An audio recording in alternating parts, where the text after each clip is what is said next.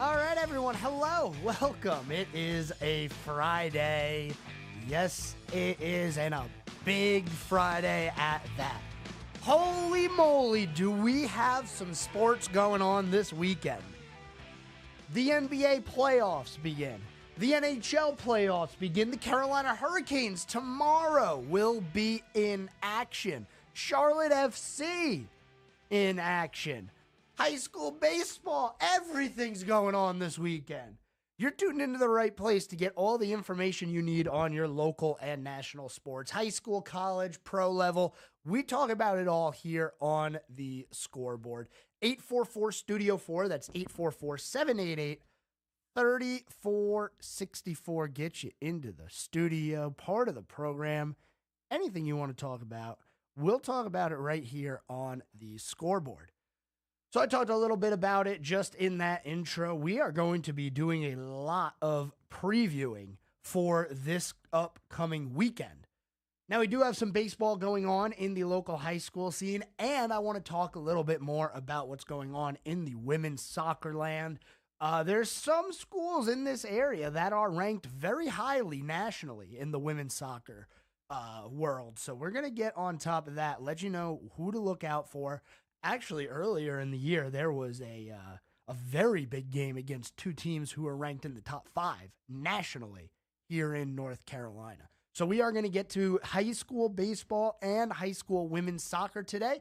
Those are the two sports that we're going to be focusing on in the first couple of segments of the show.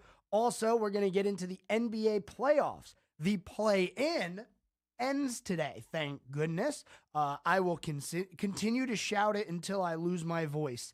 The NBA play-in tournament is terrible for the NBA. It made the regular season absolutely pointless, and only 5 teams in each conference don't make the playoffs. Wow. Thanks for making a league where everybody has to try really hard to make the playoffs. Good job, NBA. You really made it tough on them. Anyway, we're not going to be salty about that. We have playoff games coming up on Saturday. That's tomorrow, all day. We got all day NASCAR. We got all day basketball, all day hockey, baseball if you want baseball. Sunday, we got MLS. Whew. What a weekend it's going to be. 844-STUDIO-4. That's 844-788-3464. Anything you want to talk about. Also, by the way, there have been some changes in the NCAA when it comes to college football. We're going to talk about a couple of those changes as well. Well, you know what? Let's just start off with that because the two big ones right now are already being reported. Helmet communication has been approved in the FBS, as well as a 2-minute timeout at the end of each half, just like the NFL. The old 2-minute warning is now making its way into college football. Those are the two big updates that we have for you. By the way, remember that Michigan story that we talked about how they were recruiting people when they shouldn't have been recruiting, and there was an investigation, and oh man, Harbaugh is going to be in trouble. Well, the ruling came down already, and nobody really cared because it's in the past. Harbaugh's gone. It's a new era now. So there are some penalties that go to Michigan, but they're not significant. They're just on probation, which is a slap in the wrist, if you ask me. But we'll see what happens with Michigan. They don't really care anymore because Harbaugh is gone. They're going to be doing a whole new thing over there, and there's still the other investigation with the sign stealing going on. This one, the first one, was for recruiting violations during a dead period during COVID. The other one is for Connor Stallions, if we remember that name, being on the sideline of another team and scouting for Michigan, which you cannot do. And we'll talk about if there's anything that's going to come from that as well as we get the information. But those two changes, the automatic timeout with 2 minutes left in the second and fourth quarter, which is the 2-minute warning. The timeouts will not be television timeouts, and all timing rules will be synchronized, including 10-second runoffs and stopping the clock when a first down is gained in bounds. The new rules will allow conferences to use collaborative replay review Also, horse collar tackles within the tackle box will result in a 15-yard penalty. Previously, no fouls had been called for such tackles within the tackle box, which seems like a pretty obvious change to make, if you ask me. So that's your quick update in college football. We have a 2-minute warning, and there is now helmet communication, which, I mean, it's becoming a professional league, so you might as well mimic what the NFL does, right? Yeah, we've talked about this. Anyway, let's get to something that is definitely not professional, and that is high school sports. The high school baseball scene continuing on with Lake Norman taking on Hickory Ridge. You have Mooresville baseball taking on South Iredell. It's the second game on a home and home.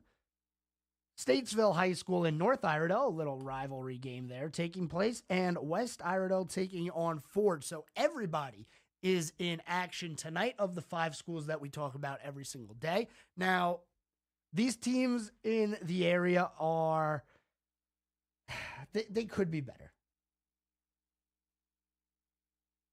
I don't know if we're going to see anybody from this area in the playoffs of those teams that we talk about. Now, when you look at the state rankings, there are really good teams in the area. The thing is, they're just not near us. We have Lincolnton, Charlotte, Asheville a little bit farther away, Waxhaw, Salisbury. So it's just like out of our reach here where all the good baseball teams are. Right now, the top team in high school baseball, according to Max Preps, as always, is Hoggard out in Williamton. Williamton. That's what it is. Wilmington. Couldn't say that right. Man. Out in Wilmington. The Hoggard Vikings, the number 1 team in the state of North Carolina, that according to Max Prep. So Lake Norman is 500 at 10-10. Mooresville baseball 4-17. 0-11 for Statesville. 5-9 for North Iredell, 6-9 for West, and South Iredell is the only one with a winning record right now. They sit at 11-7 on a nice 2-game winning streak. They get to take on Mooresville again tonight after beating them pretty bad, 13-3, a few days earlier. But that is what's going on in the baseball world. I'm continuing to see the trend of the local schools just not having what it takes to get to the playoffs this year. And it is unfortunate. We talked about that run by Lake Norman High School earlier in the year where they won 9 consecutive games. I did not see them backing that 9-game winning streak up with a 6-game losing streak. Hopefully, Lake Norman can get back on track, because if they can bust out a few wins in a row here, 3-4 in a row, I do think that they'll have a chance to make the playoffs once the brackets are all set and everything moves forward. So we're going to move on to high school women's soccer on the other side of the break, but the commercial is approaching us fast, so we do need to get on out of here, hear from our sponsors. But like I said, on the other side of the break, we'll talk some women soccer, and then we'll start the previewing of the playoffs. Oh, one of the best words in sports. And I'll tell you what, one of the best playoffs, playoff hockey. We'll be back after this. More of Sports Director Joe Berg's The Scoreboard is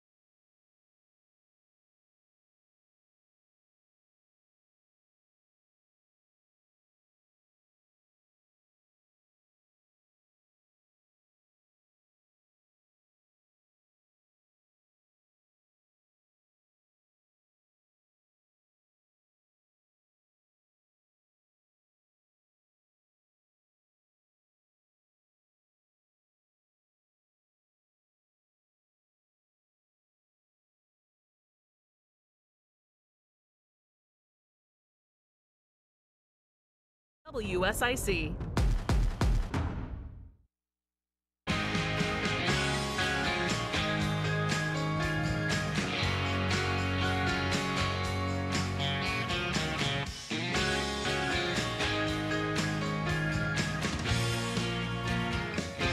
And a big shout out to Pine Lake, my alma mater, number 10 in the state of North Carolina in women's soccer. Woo-hoo-hoo-hoo. Go get a state championship.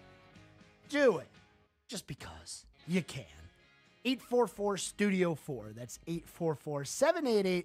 844-788-3464. Get you into the studio. We're going to talk a little bit of high school women's soccer because that is going on right now, and there's a lot of schools in this area that are performing well. So we're not going to waste too much time with this. We're going to get right into it. The number one team in the state of North Carolina right now, Providence Day down in Charlotte, 14-1-1 on the year.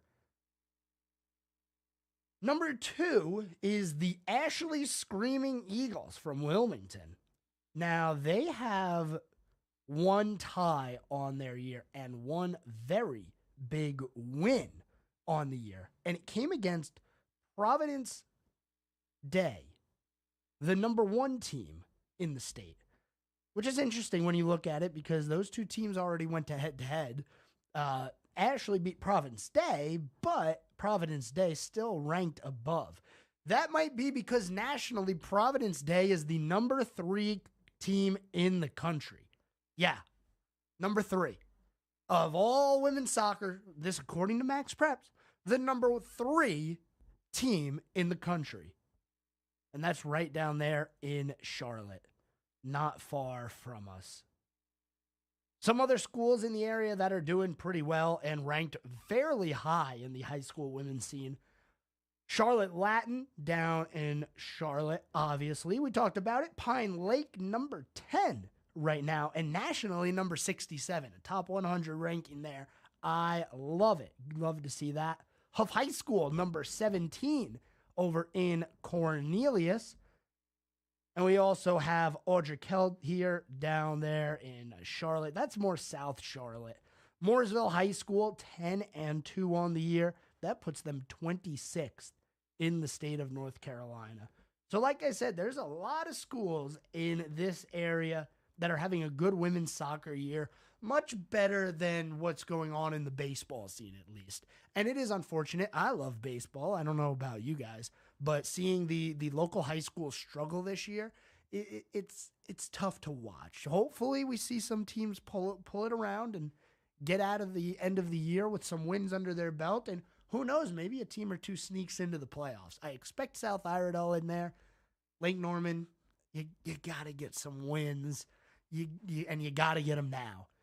Start tonight. But for the women's side of soccer, keep winning. That's what you guys have been doing. I don't see why that should change now.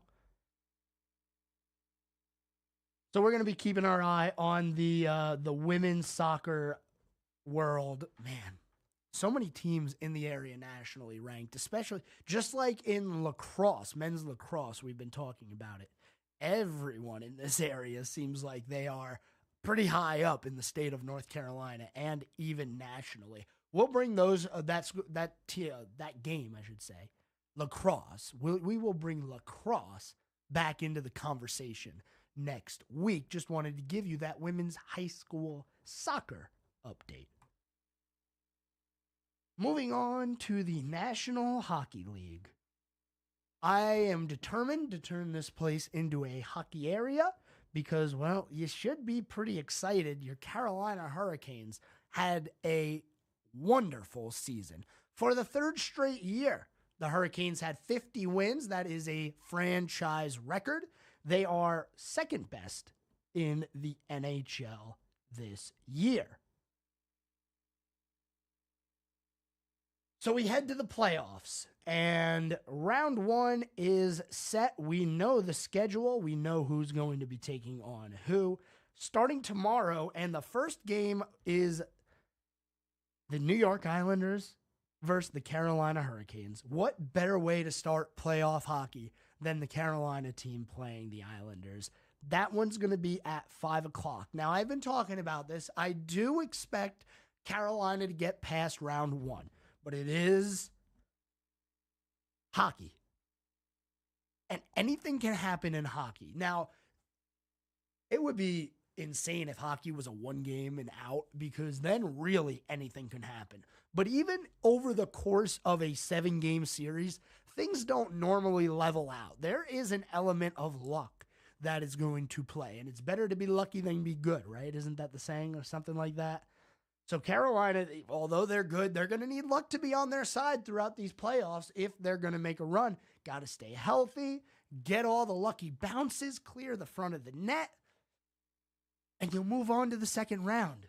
The Islanders had an okay year, and by okay, I mean they kind of snuck their way in at the end of the season there. So we'll see what happens with the Islanders. They are one of the hotter teams in the NHL, I should say. As their last 10 games, they have 8 wins, 1 loss, and 1 tie. So they're coming into the playoffs screaming, but also Carolina 7-3 in their last 10 games, and they have been like that all year.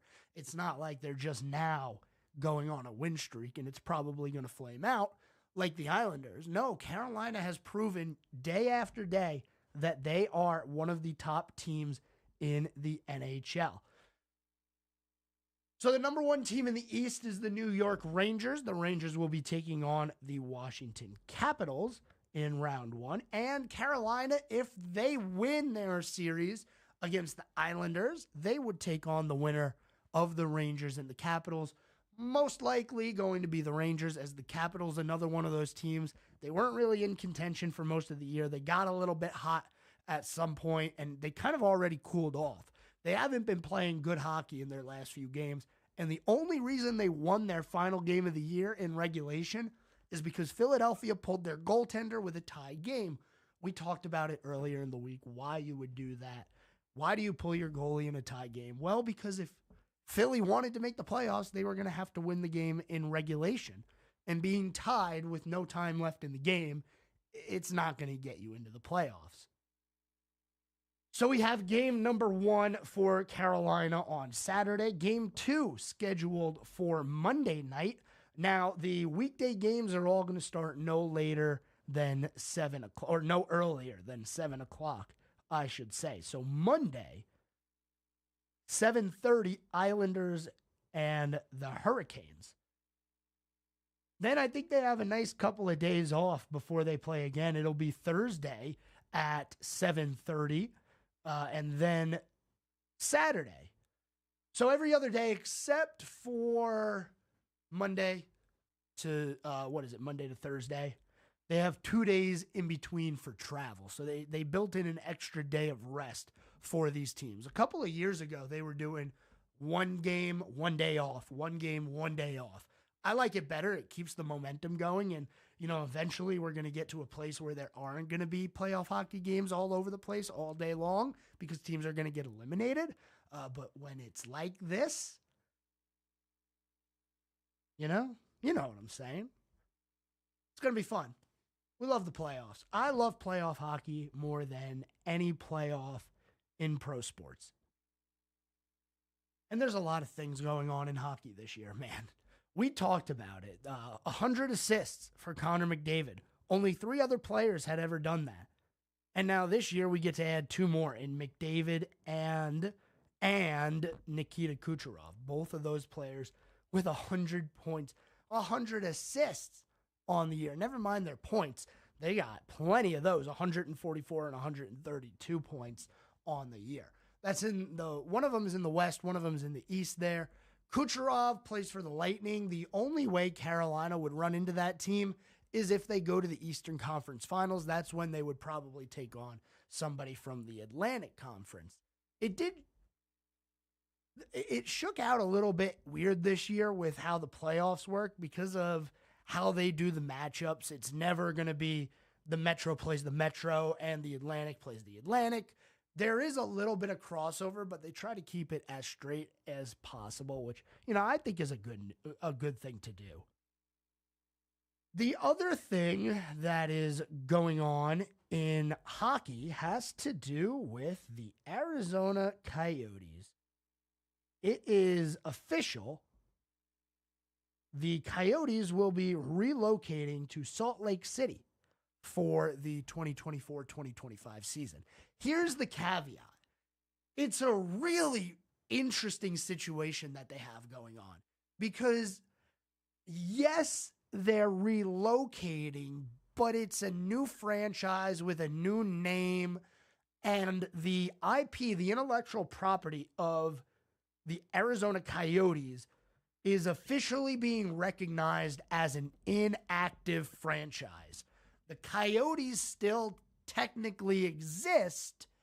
They just don't have a team right now. And we talked about it a little bit when this was getting talked about more and building up steam. Alex Morello, the owner of the Coyotes currently, is going to try to win a land auction in June and build a state-of-the-art stadium for the Coyotes. If he can do that within 5 years, the Arizona Coyotes will come back. They will no longer be an inactive franchise, and they will be an expansion, like an expansion reboot.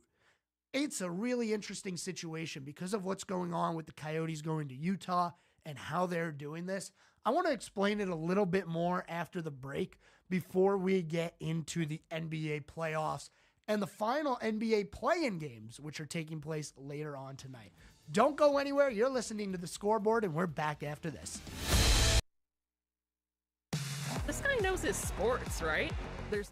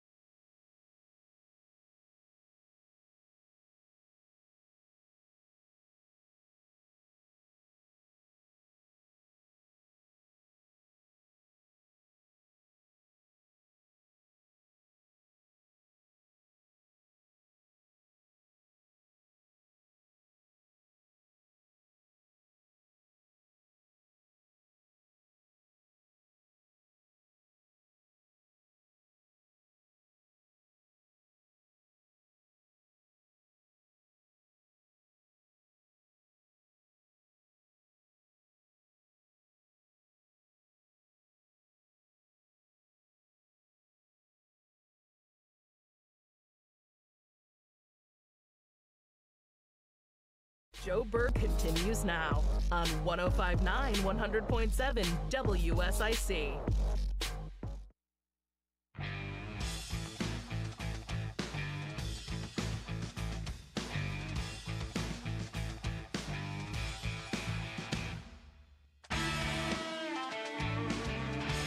All right, we are back, second half on this Friday. Woo!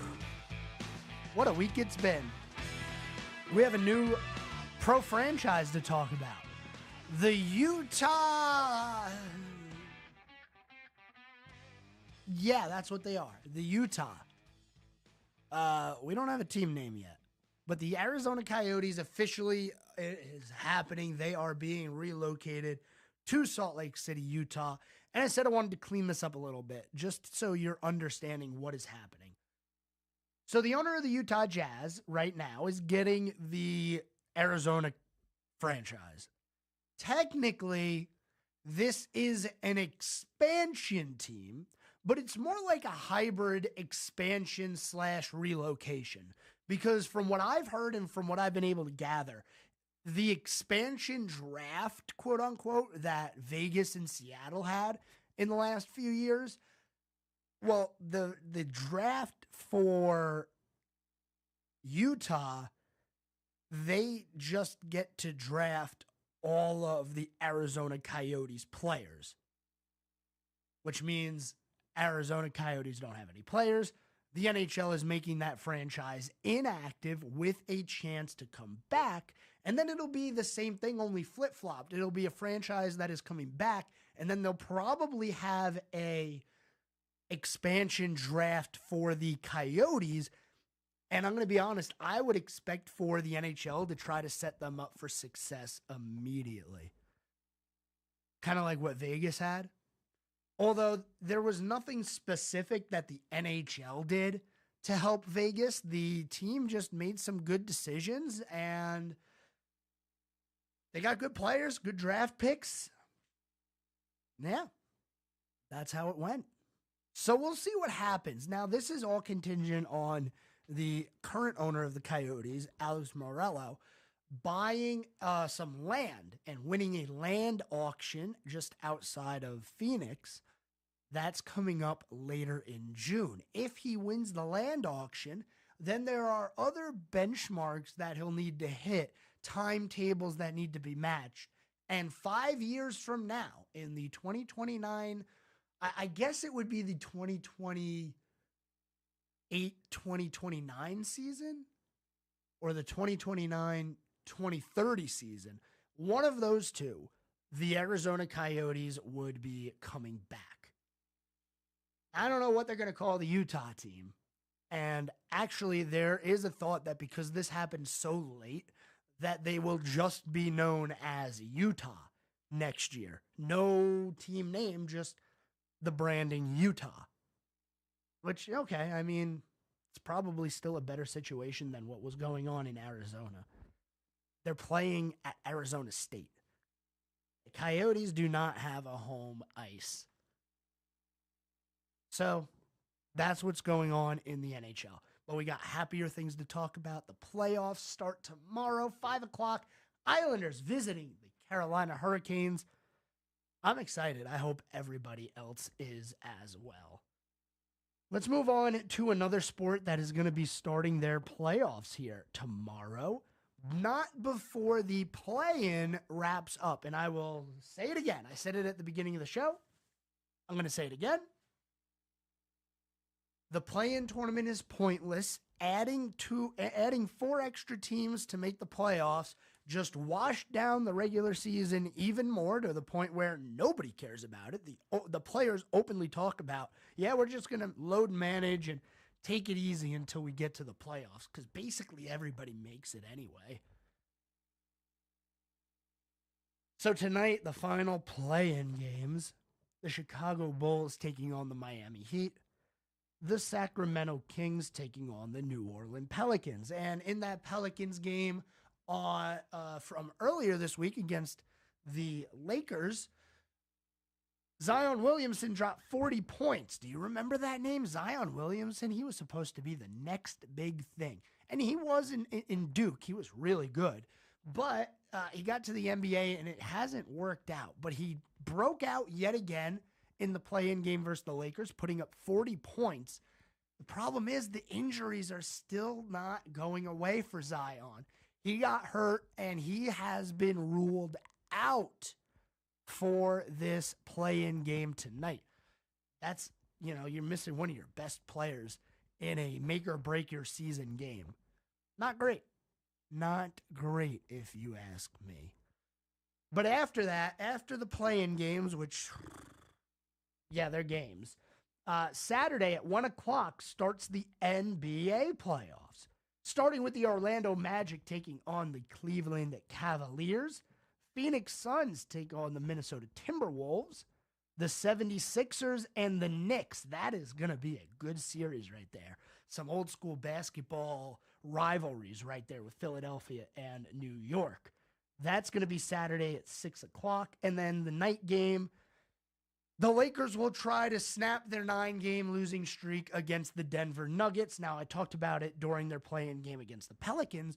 Would they would they allow themselves to lose that game so that when you win the second play-in game, and it's all contingent on that, you don't have to play the pesky Denver Nuggets? Well, they just wanted to win and get in. You never know what's going to happen. So we'll see what the Lakers can do. I don't know if they're going to be able to do it, though. I do expect Denver to go on another run because, man, Jokic is just unstoppable. He's one of the best players in the NBA, back-to-back MVPs. We know this. He hasn't had the most spectacular season in the world, but he had a really good season. Then on Sunday, the Boston Celtics are going to play whoever wins between the Bulls and the Heat. You got the Dallas Mavericks taking on the LA Clippers. That is going to be a wonderful series. The Pacers and the Bucks, and then the Oklahoma City Thunder, they get the winner of the Sacramento Kings and the New Orleans Pelicans. And there's a lot of things to keep in mind when it comes to this NBA playoff this year.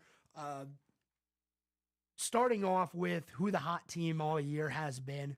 The Boston Celtics kind of ran away with it this year, but they have been a top team the past, 5 years? It's time to get it done. Win a championship. You know the saying, do it or don't. I'm trying to make it right, but never mind. We're going to move on. So we'll see if the Celtics can continue being that best team in the NBA, what we expect. The New York Knicks as the 2 seed in the East, that is great, but Julius Randle is out for the remainder of the season for them, one of a key contributors to that Knicks team. You got the Lakers. We already know what's going on with the Lakers. Anthony Davis, LeBron James. LeBron starting to make comments more openly about the end is near for LeBron James. Now, I don't think Bronny James, his son, is going to actually go to the NBA next year, maybe the year after that, and then it'll be LeBron's final year, maybe. But with LeBron and the way he's playing, he's still at the top of his game. Yeah, he's saying the end is near, but guys, I'm sorry, it's just not here yet. Then we'll have to crown a new number 1 player in the NBA, and I'll tell you right now, it's not going to be Giannis. It's not going to be Luka. Steph Curry's too old for it. Victor Wembanyama, he is going to be the face of the NBA coming up. Wonderful rookie year. And he's just going to keep getting better and better as he gets bigger and stronger and a little bit older. So we'll see what happens. But I expect a good NBA playoff this year. I want to see what the ratings look like when it comes to the NBA versus the NHL, because they always go up against each other when it comes to playoff time. So we'll see what the general U.S. is tuning into. Are they more interested in the NHL or are they more interested in the NBA? Yet to be seen. One more segment on this Friday. We're going to talk NASCAR. We'll talk Charlotte FC. So don't go anywhere. We're back after this. This guy knows his sports, right? There's more of the Scoreboard with Joe Berg on the way on 105.9 100.7 WSIC. Well, staying warm for our Friday. High temperatures this afternoon in the low to mid 80s, but we'll see a few extra clouds today as well. And while most of us will stay dry, an isolated shower or even a pop-up thunderstorm possible, and one or two of those could pack a damaging wind gust or possibly even some hail, although they'll be isolated and few and far between. Mostly dry for our Saturday, a little bit cooler with high temperatures in the mid-70s. And that's your forecast from the WSIC Weather Center. I'm meteorologist Chase Myers.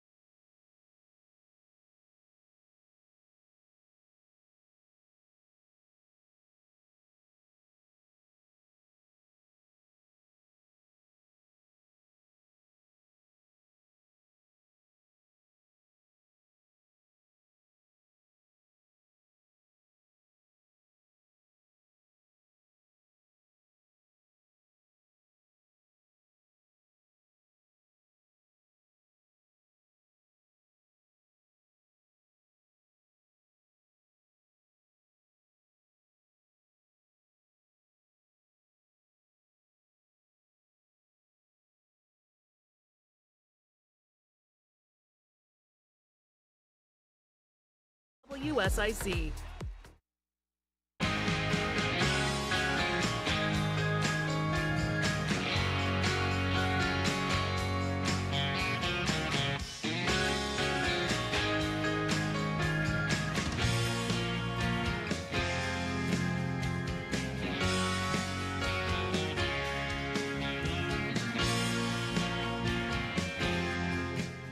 All right, hello, welcome. Good to see you guys here tuned into the Scoreboard on this Friday. Man, do we have a weekend for you. Charlotte FC is going to be in action. Yeah, their season's going on. Don't think I've forgotten about Charlotte FC. We love our friends down there at the MLS club. Now, when you look at the standings, you might say, hey, Charlotte, you're doing pretty good. It's a little deceptive. It's very early in the year. Not even double-digit games played. So one win could jump you 4 spots in the standings. Nothing to take away from that just yet. One thing that we need to keep in mind is the way Charlotte's been playing recently. And this is carryover from the end of last year when we were talking about their push for the playoffs. It started, I think, right after they finished in the quarterfinals at Leagues Cup. All of a sudden, Charlotte FC would either be tied or up 1 late in the game, and they would have an 85th minute or later goal scored against them constantly. They were unable to hold on to leads. I mean, the final game of the season when they needed to win, they almost blew that one as well in literally the final seconds of the game. They've done it a couple of times again this year, and with a new head coach, things still seem to be more or less the same as they were from last year. But the start of the year is still better. We talked about it when they started their year without a loss in their first few games. That is, a record for the club. But not only that, it puts them in a better spot at the beginning of the year. And I am always so big on starting the year good and not playing catch up not playing catch up as you move through the season. Because once you dip below that playoff line and start to fall behind in the standings, it's so hard to recover because you're no longer in control of your own destiny. You need to win and you need help to continue to move back up the standings, which is what we were talking about in the NHL. You know, it was weird because the Flyers started the year really well, but they burned out so bad that they were done. At the end of the year, they weren't able to maintain pace with the teams who were starting to get hot, and they still ended up missing the playoffs. So not only is being good at the beginning of the year important, you got to finish strong as well. So we'll see what Charlotte FC is able to do as they move through the season, taking on Minnesota right here in Bank of America Stadium down in Charlotte on Sunday. You're going to be able to go to that game if you're interested. 6 o'clock is that one. Also going on Sunday, hopefully going on Sunday, Talladega Super Speedway. Yeah. I am never more happy than when I see that we're going to Talladega. Now, the weather is going to be the story here because I'm looking at it and I'm feeling better than I did yesterday. It's still supposed to rain. So we're still expecting to see a little bit of rain. But the good news about that is it's going to be a little bit earlier in the day. So the rain is expected to stop around 2 o'clock now at this point. Now, it does take a couple of hours to dry the track. And it's Talladega, so there's going to be a lot of wrecks.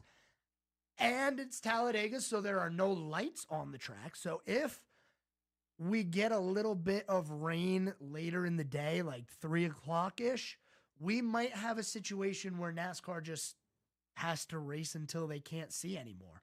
And they've done this plenty of times at plenty of tracks where they don't have lights. And I will continue to say, why doesn't every single track have lights? Why? Why don't they all have lights? It doesn't make sense. You put lights at Martinsville, and now you don't even use them. But fine, you tried. Put them at Talladega. I promise you, if you put lights at Talladega, you'll use them again. That won't be the only time you use the lights at Dega. It's not going to be like Martinsville, where the experiment doesn't really go that well.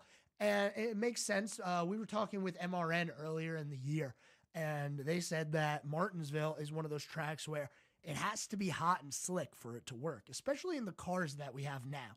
Got to keep that in mind. Anyway, with us going to Talladega this weekend, here is your weekend schedule. Starting today and actually going on right now, if they're able to, should be some Xfinity Series qualifying. But with the weather the way it is, I'm checking in on it now to see if they are doing any qualifying.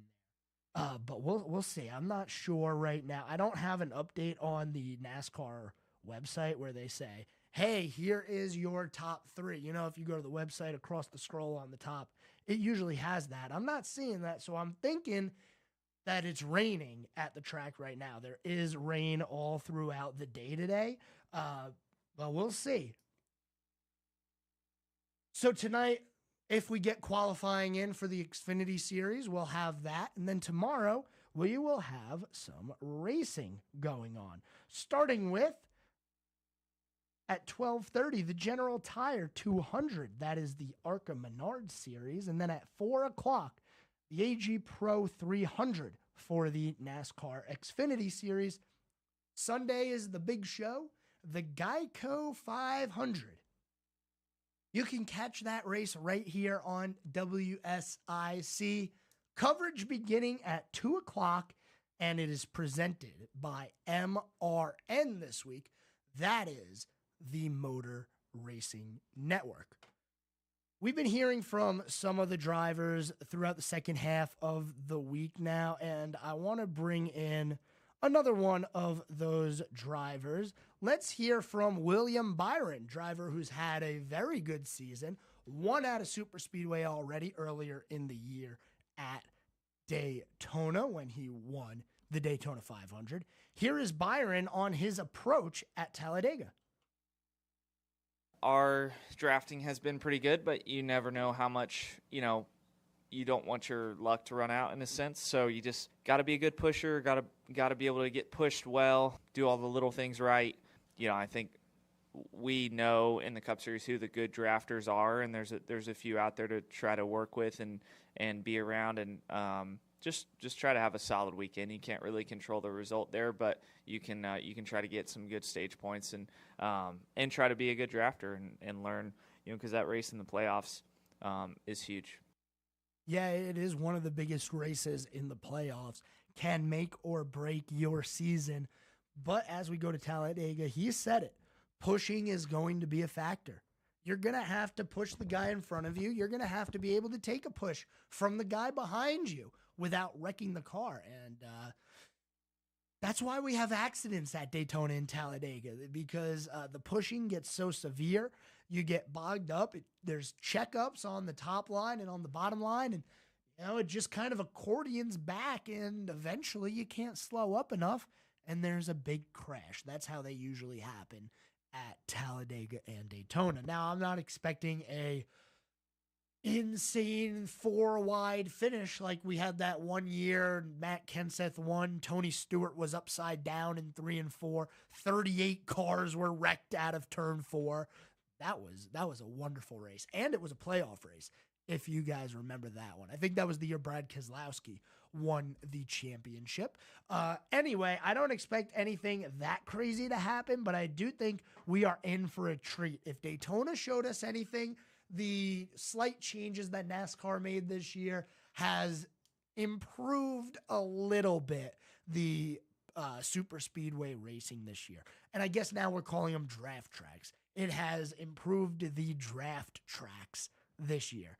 Gotta love the way that they phrase things in NASCAR now. It's like we always say, make it up as they go. They're just making it up as they go along.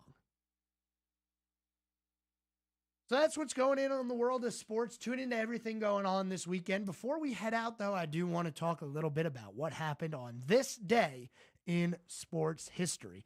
A couple of years ago, actually 3 years ago, so a little more than a couple, in Las Vegas, Nevada, San Jose Sharks forward Patrick Marleau breaks Gordie Howe's NHL record for the most games played, now at 1768.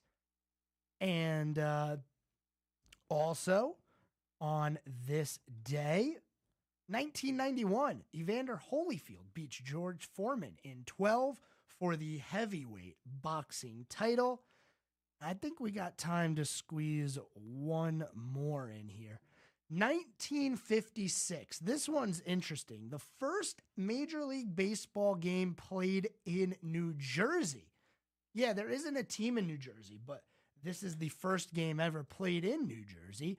It was between the Brooklyn Dodgers and the Philadelphia Phillies at Roosevelt Stadium in Jersey City, which is interesting because I would have thought the game would have been closer to the Phillies, but it's not. It's right there next to the Hudson. But anyway, Brooklyn Dodgers won that game 5-4 in the first MLB game in New Jersey. Thank you, everyone, for tuning in today. I appreciate you, as always, tuning in, your support. Watch the playoffs this weekend. Root for the Hurricanes.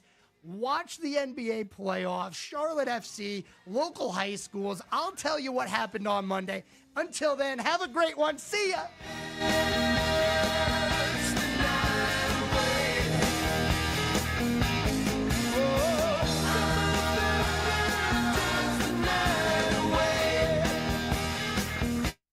Serving you better than ever before. 105.9, 100.7. WSIC, Statesville, Morrisville, North Charlotte.